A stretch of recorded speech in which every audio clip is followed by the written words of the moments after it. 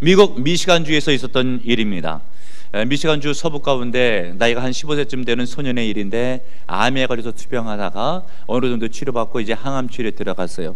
견디기가 힘들죠. 몸이 쇠약해집니다. 머리가 빠져요. 그리고 나서 결국은 학교를 다녀야 되니까 머리를 밀고 부끄러운 마음을 안고 학교에 갔어요. 그런데 깜짝 놀랄 만한 일이 있었는데 학급에 있는 모든 친구들이 머리를 다 밀고 온 거예요. 실제적으로 있었던 일이고요. 친구들이 생각할 때 그 항암 치료받고 있는 소년이 얼마나 힘들까, 또 학교 적응하기 어려우면 어떻게 할까라고 하는 마음 가운데 그를 위로해주고 함께해주는 마음으로 같이 그 머리를 밀고 동참했다라고 하는 아름다운 이야기가 있습니다. 여러분, 성경에서 보게 되면 힘든 지체에 있을 때 고통을 함께 나눌 것을 권면해주고 있습니다. 고린도전서 12장 26절, 만일 한 지체가 고통을 받으면 모든 지체가 함께 고통을 받고 한 지체가 영광을 얻으면 모든 지체도 함께 즐거워하느니라.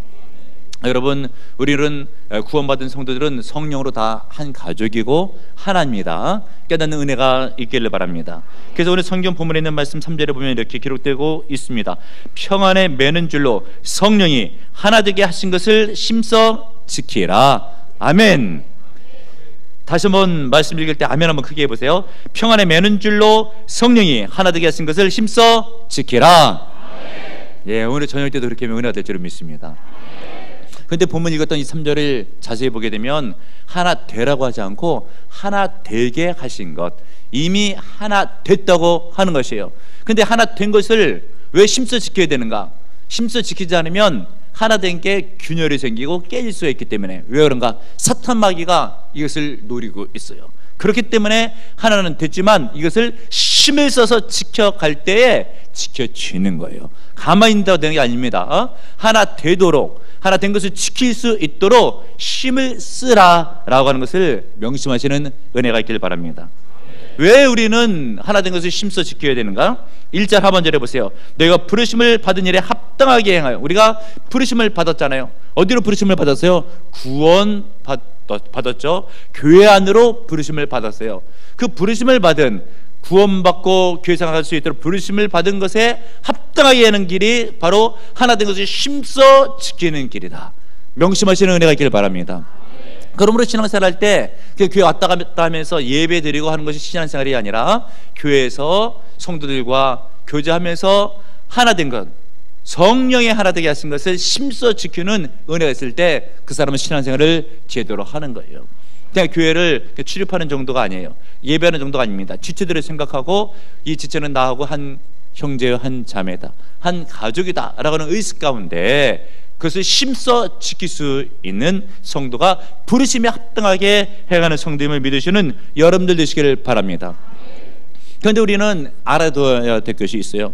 어떤 상태에서 내가 부르심을 받았는가를 알아야 돼요. 그러면 형제 자매 가운데, 지체들 가운데서 내가 함부로 자랑하지 못해요. 내가 잘난 체를 하지 못해요. 왜 그런가? 여러분, 본문 앞서 있는 에베소 2장 5절에는 이렇게 기록되고 있습니다.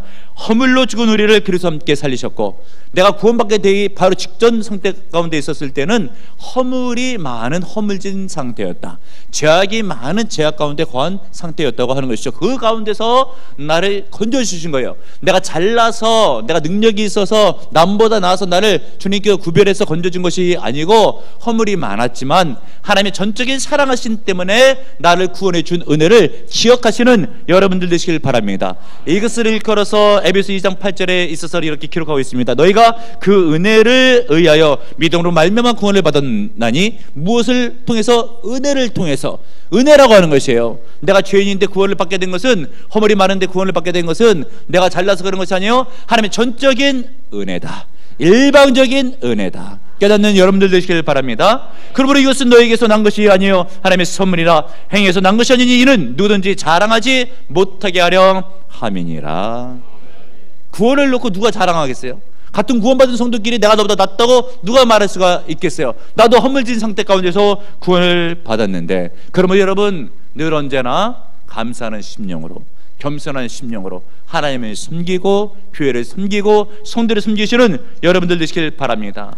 그래야지 부르심에 합당한 성도의 삶이 되는 것을 깨닫는 여러분들 되시고요, 더 나아가서 옆에 있는 형제 지체들을 귀하게 여기셔야 돼요. 우리 한번 훈련 받아 봅시다. 주변에 있는 그 지체들한테 귀하신 분이십니다 한번 해보세요. 굉장히 좋네요. 옆에 계신 분은 굉장히 귀한 분이십니다. 말씀만 하지 말고 마음으로 이렇게 여기시고 섬겨하는 은혜가 있기를 바랍니다. 실은 주변에 있는 형제자매가 세상 그 무엇보다도 귀한 거예요. 영원토록 천국에서 같이 하나님께 영광 돌릴 지체가 바로 옆에 있는 지체입니다. 그 같은 보라보전의 성도들 다 천국에서 영원토록 하나님께 영광을 돌릴 거예요. 믿으시는 은혜가 있길 바랍니다. 그러므로 여러분 지체들을 귀하게 여길 줄 알아야 돼요. 여러분 공암진 투금탄이라고 하는 우리나라 고사성어가 있어요. 이것은 역사적인 배경을 갖고 있는 말입니다. 두 형제가 강물에 금덩어리를 던졌다라고 하는 뜻의 의미를 갖고 있는 공암진 투금탄이라고 하는 한자 성어가 있어요. 이것은 약간 700년 전쯤에 고려 충렬왕 때 있었던 일인데 두 형제가 길을 걷고 있었어요. 이조년, 이억년이라고 하는 두 형제였습니다. 그런데 우연히 금덩어리 두 개를 발견하고 하나씩 나눠 가졌습니다. 그리고 나룻배를 타고 강을 건너는 그 중간쯤에 아우가 먼저 이상한 행동을 하는 거예요. 금덩어리를 꺼내더니 그냥 강물에 던져버렸어요. 형이 깜짝 놀랐죠. 아우야 너 왜 그러냐고, 금을 왜 던지냐고 했더니 아우가 참 멋진 말을 하는 거예요. 이 금덩어리가 있기 전에는 내가 형님을 그렇게 세상에서 그 무엇보다 귀하게 생각했는데 이 금덩어리를 갖고 나서는 그런 생각이 안 든다고 이 금을 던져버렸다고. 그랬더니 형도 같은 차원이에요. 형이 그래 그렇다면 나도 그런 것 같다 라고 하면서 금덩어리를 던져버린 거예요. 요즘 자본주의 사회 가운데 이런 일이 있으면 대서특필하면서 아마 저널 타고 매스컴 타고 뉴스에 나올 거예요. 그런데 여러분 가만히 생각해 보게 되면 물질에 지금 매어가지고 황금 만문지가 돼서 세상이 이렇게 돌아가고 있는 것이라 그렇게 되는 것이지, 형제 자매 실은 가장 귀한 존재인 것이에요. 오늘 성경 본문에 있어서도 그것을 말씀해 주고 있어요. 귀한 지체들 한 영적 가족이다, 하나 되었다. 힘써서 그것을 지켜야 된다. 힘써서. 힘을 쓰지 않으면 지켜주질 않아요. 의식을 갖지 않고 살면은 되지가 않아요. 귀한 것을 깨달아야 돼요. 마음을 먹어야 됩니다. 성령의 은혜를 받아야 돼요. 그래야 주변에 있는 지체가 귀한지를 아는 거예요. 그렇지 않으면 내 입장이 더 중요하고 내 기분이 중요하고 내 명예가 중요해요. 그러면 이것을 내 기분, 내 자존심을 만족시키려고 주변의 지체들에게 함부로 대할 때가 있어요. 내가 기분 나쁘면 지체들에게 함부로 다른 말을 할 때가 있는 것이죠. 그러면 하나 된 것을 깨는 거예요. 그러므로 여러분 우리는 믿음의 의식을 가져야 돼요. 주변에 있는 지체 하나님께서 하나 되게 하셨다. 무엇보다 귀하신 분이시다. 내가 존대하고 섬겨야 되겠다. 믿는 여러분들 되시길 바랍니다. 그래서 하나님의 말씀을 심중에 두시고 성령의 은혜를 충만히 받아 하나님의 심써 지키시는 은혜가 있기를 바랍니다. 이렇게 하나님의 심써 지키기 위해서 우리가 믿음의 덕목 몇 가지 있는 것을 살펴봐야 될 텐데, 불승에 합당히 하면서 하나님께서 불러주신 하나님의 심써 지키는 길은 무엇인가? 여러분 2절에 보세요. 네 가지가 나오죠. 첫 번째 모든 겸손과, 두 번째 온유, 세 번째 오래 참음, 네 번째 사랑 가운데 서로 용납하고, 이 네 가지 믿음의 덕목이 하나 되게 하는 것을 힘써 지키는 덕목인 것이에요. 남을 대할 때 이런 자세로 대해야 된다. 그러므로 여러분 여기서 우리가 좀 명심해야 될 것이 있는데, 하나 되게 하신 것을 힘써 지킬 때는 상대방의 자세가 중요한 것이 아니에요. 이것은 나의 자세를 의미하는 것이에요. 너 하나 되게 하신 것을 힘써 지킬 때 이 네 가지 덕목이 필요하다라고 바울 사도가 에베소 교회 성도들에게 말씀을 주는 거예요. 그러면 여러분 남에게 요구해서 되는 것이 아니라 내가 내 자세를 새롭게 네 가지 덕목에 맞게 행할 때 하나 되게 해서 힘써 지키는 길인 것을 명심하시는 여러분들 되시길 바랍니다. 근데 만약에 여러분 가정에 있었던 일을 한번 생각해 보세요. 부부도 성경에 있어서는 부부도 하나라고 얘기를 하잖아요. 근데 이 부부가 예를 들면 갈등이 생겨요. 왜 그런가? 상대방에게 요구하는 게 많은 거예요. 당신 좀 나한테 이렇게 해줬으면 좋겠다라고 하는데 상대방이 안 하는 거예요. 기분이 얹잖아요. 그리고 또 그 상대방도 나한테 요구하는 거예요. 안 해요? 그럼 서로 얹잖아요. 갈등이 생깁니다. 하나 된 게 깨져 가는 거예요. 그러므로 여러분 하나 된 것을 유지하기 위해서는 내가 상대방을 위해서 어떻게 섬길 것인가를, 그런 자세를 갖추는 부부가 있다고 한다면 싸움이 일어나질 않죠. 하나 된 것을 유지할 수가 있는 거예요. 여러분 믿음의 공동체 교회도 마찬가지입니다. 그래서 오늘 성경 본문의 바울 사도는 하나가 됐는데 이것을 힘써 지키는 방편은 남이 아니라 내가 이 네 가지의 믿음의 덕목을 지켜 행했을 때에 가능할 수가 있다. 그것을 심서 브레시 합당에 지키는 길인 것을 명심하시는 여러분들 되시길 바랍니다. 그럼 그 네 가지 덕목 가운데서 우리가 하나둘씩 살펴볼 때 첫 번째 무엇입니까? 모든 겸손과라고 되어 있죠. 겸손해야 돼요. 겸손하지 않으면 하나 되게 하신 것을 심써 지킬 수가 없습니다. 그리고 인간관계 갈등 생기면서 피곤해지게 되어 있어요. 성경에서는 우리가 하나 된 것을 이 몸의 같은 지체가 된 것으로 그렇게 설명할 때도 많이 있죠. 그래서 우리가 이것을 겸손한 것을 왜 중요한가를 몸의 지체된 예화를 통해서 우리가 간단하게 살펴보게 되면, 예를 들면 의인화 해서 어떤 사람은 눈일 수가 있고 어떤 사람은 코일 수가 있는 것이에요. 근데 눈하고 코가 왜 갈등을 일으키는가? 예를 들어서 사이가 안 좋다고 보십시오. 그러면 코가 눈한테 사이가 안 좋고 감정이 생길 때는 이런 말을 할 수가 있어요. 하면 안 되는데 하는 것이죠. 얘 너 눈은 어떻게? 나같이 이 코가 오똑하게 뾰족하게 나와가지고 이쁘게 생겨지 움푹 팍 들어가가지고 생긴 게 그게 뭐냐? 눈이 기분이 좋겠어요, 안 좋겠어요? 안 좋죠. 눈이 그런 얘기를 들었을 때 너 내가 가만두나 봐라 라서 길가를 갈 때 눈이 그냥 눈을 콱 감아버린 거예요. 그러니까 돌뿌리에 걸려서 넘어졌는데 코가 깨진 거야.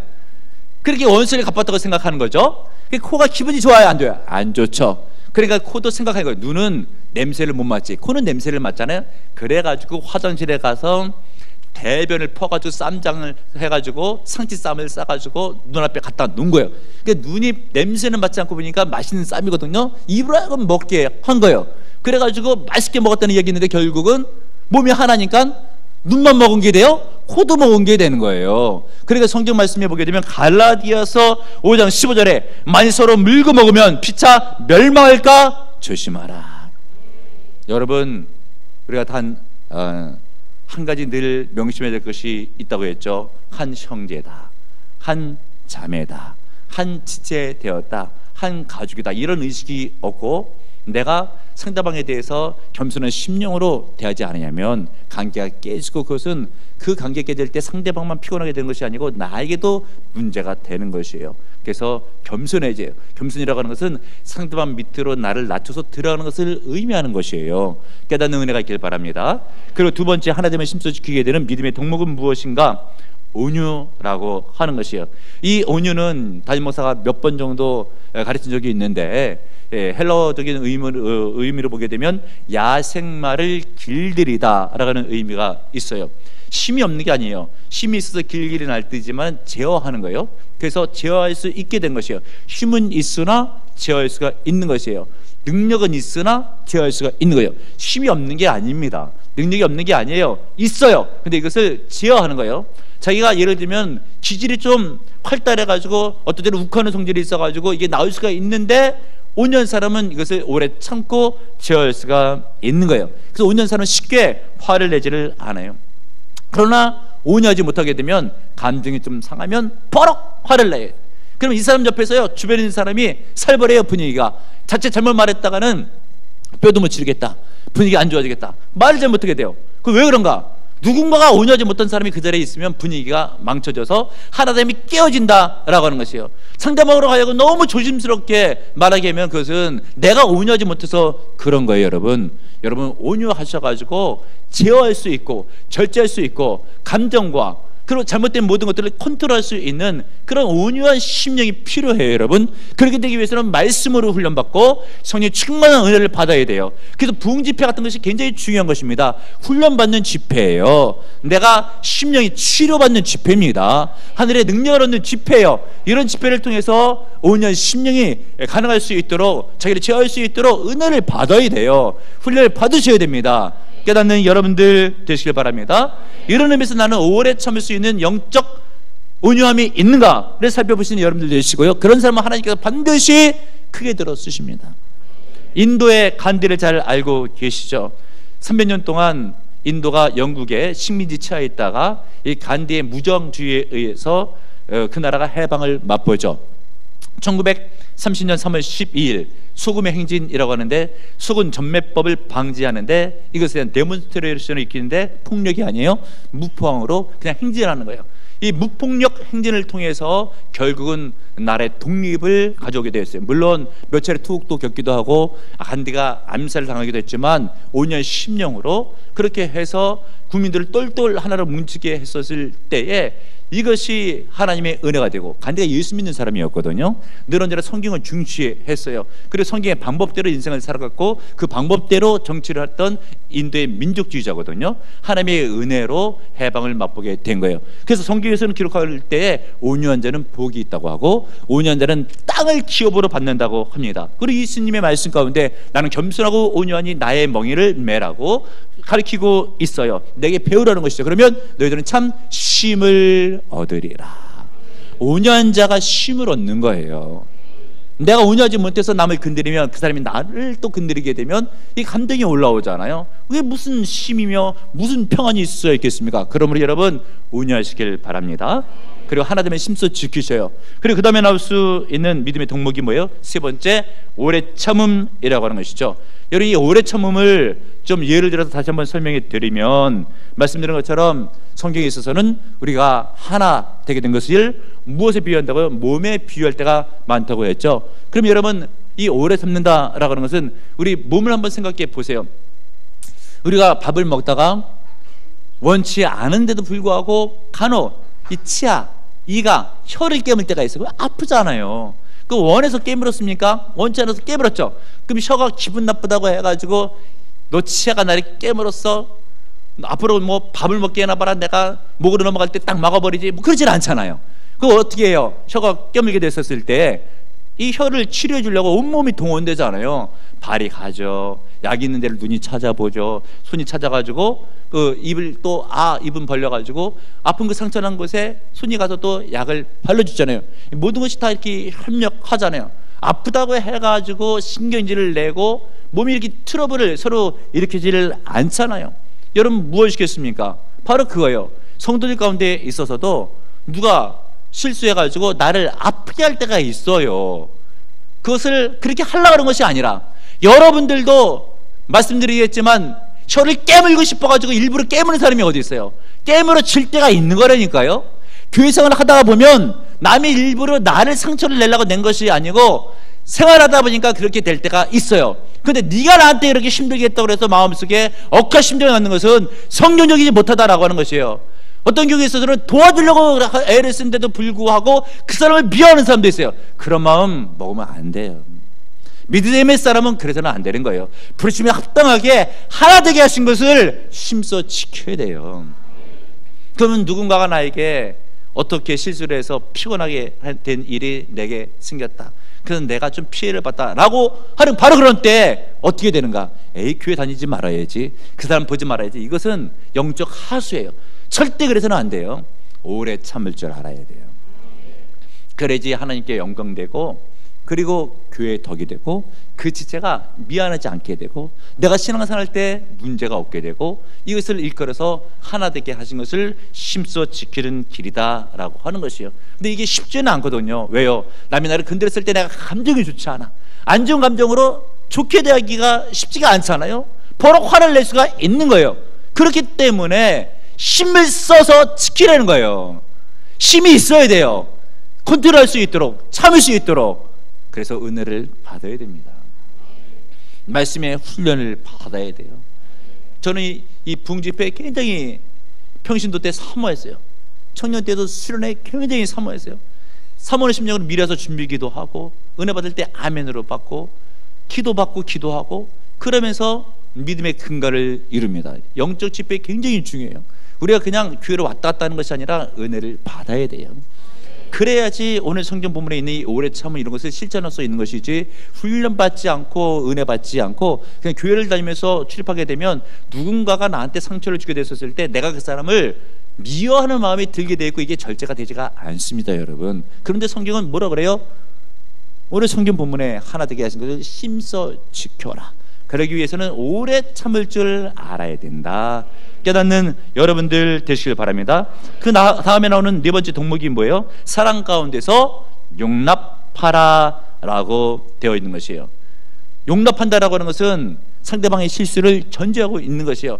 누군가가 나에게 잘못을 하게 되었을 때에, 단점이나 실수가 있게 되었을 바로 그때에 그것을 용납해라, 넓은 아량으로 관용을 베풀면서 받아줄 줄 알아야 된다 라고 하는 것이요.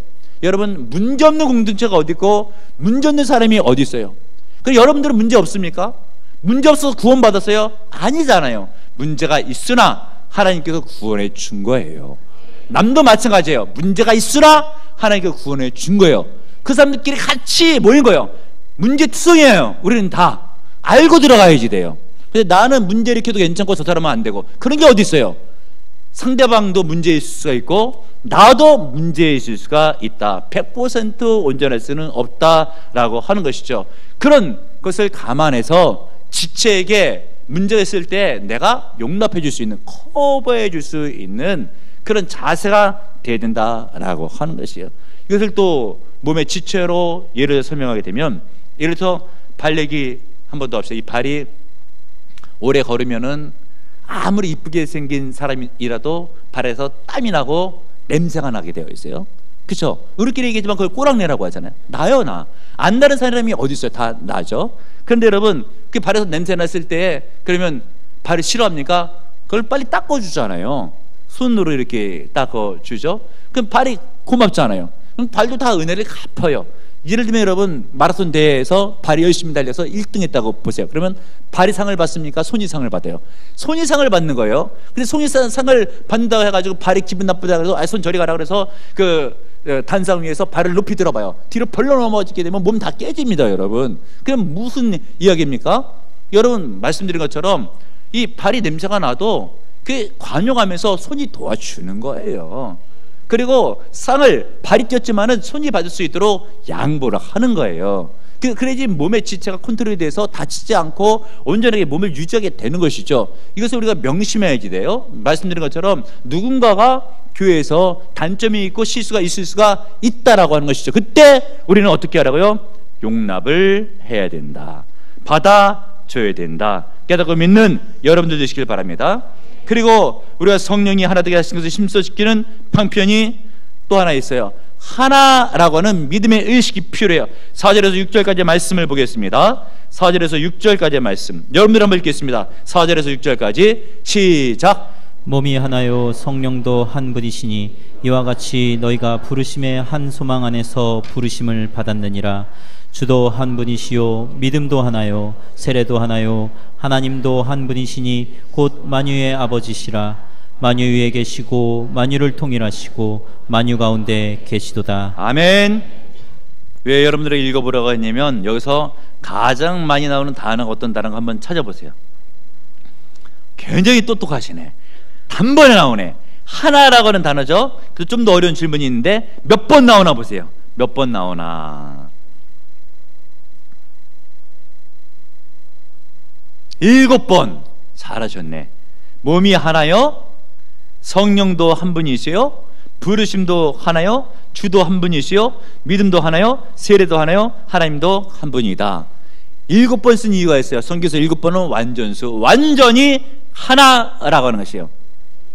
예수 안에서 믿음으로 구원받았으면 우리는 완전히 하나다 깨닫고 믿는 여러분들 되시길 바랍니다.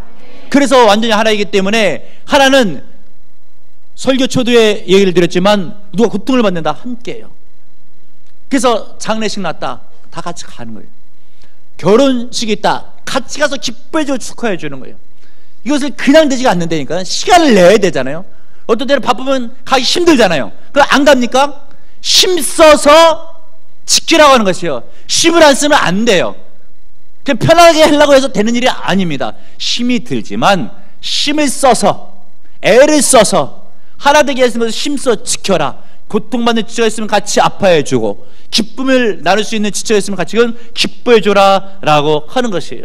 그리고 특별히 말씀드린 것처럼 늘 언제나 전제되어야 될 것이 있는데 100% 완전한 사람은 없다.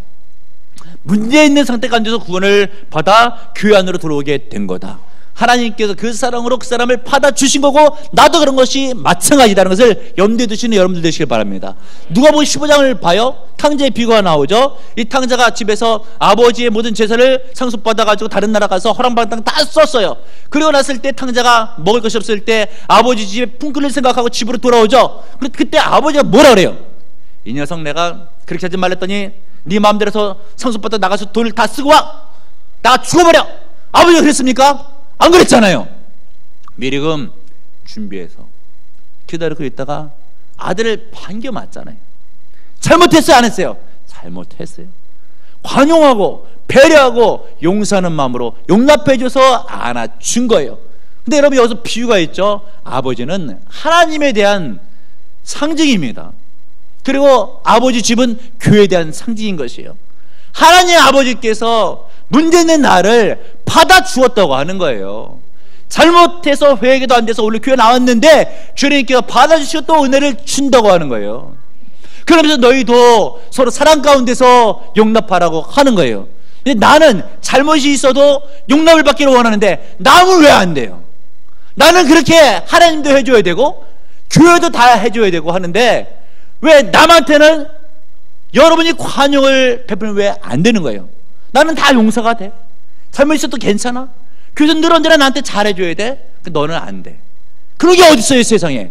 내가 용서받았으면 그 사람도 용서를 받아야 되죠. 교회에서 그 사람을 끌어안을 줄 알아야 되죠. 여러분들도 자칫 실수가 있잖아요. 그럼 누가 용서해 줬으면 좋겠잖아요. 받아줬으면 좋겠잖아요. 또 교회에서 그렇게 하잖아요.